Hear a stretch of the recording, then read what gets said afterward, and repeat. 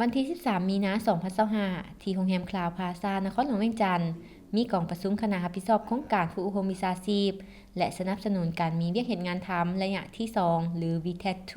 เพื่อสรุปผลได้รับของโครงการระยะที่ 1 และเปิดตัวกิจกรรมโครงการระยะที่ 2 อย่างเป็นทางการ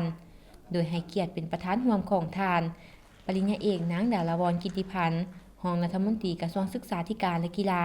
และท่านจวนกาเบลดูดหัวหน้าองค์การร่วมมือและการพัฒนาสวิตประจำภาคพื้นต่างหน้ารัฐบาลสวิตเซอร์แลนด์ มีหัวหน้ากรมรองหัวหน้ากรมจากกระทรวงเกี่ยวข้อง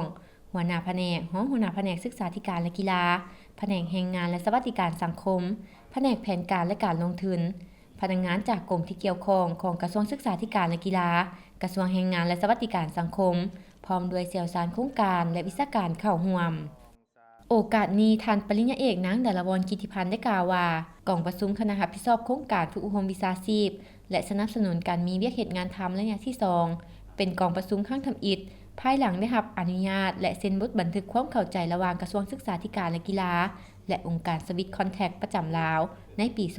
2024 ซึ่งมีระยะการจัดตั้งปฏิบัติโครงการแต่ปี 2024 ถึงปี 2027 ในกองประชุมครั้งนี้แม้นได้รับฟังพิจารณาและมีความเห็นต่อผลการรายงานความคืบหน้าการจัดตั้งปฏิบัติกิจกรรมต่างๆของโครงการในปี 2024 และรับฟังการนำเสนอแผนเวียกปี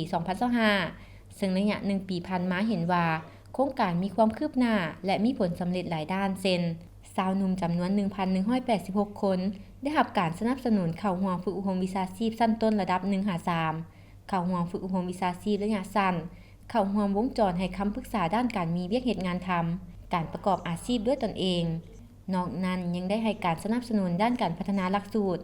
ฝึกอบรมครูสอน ฝึกอบรมผู้ให้คำปรึกษาด้านการมีเวียกเฮ็ดงานทำก็คือสนับสนุนเวียกงานพัฒนาขีดความอาจสามารถให้แก่สถานอาชีวศึกษาและครูร่วมงานอื่นๆ ในนามภาคส่วนจัดตั้งปฏิบัติโครงการก็คือต่างหน้ารัฐบาลลาวท่านได้แสดงความขอบใจและรู้บุญคุณมายังทุกภาคส่วนที่เกี่ยวข้องในการจัดตั้งปฏิบัติโครงการโดยเฉพาะองค์การร่วมมือและการพัฒนาประเทศสวิตที่ให้การสนับสนุนเวียกงานอาชีวศึกษาและการสร้างเวียกเฮ็ดงานทำมายาวนานและหวังอย่างยิ่งว่าจะสืบต่อให้การสนับสนุนตื่มอีกท่านเชื่อมั่นว่าการสนับสนุนจากโครงการจะเป็นเครื่องมือหนึ่งของรัฐบาลเพื่อช่วยแก้ไขปัญหาและช่วยลดพรผลกระทบทางด้านเศรษฐกิจต่อกลุ่มผู้ด้อยโอกาสได้เป็นอย่างดี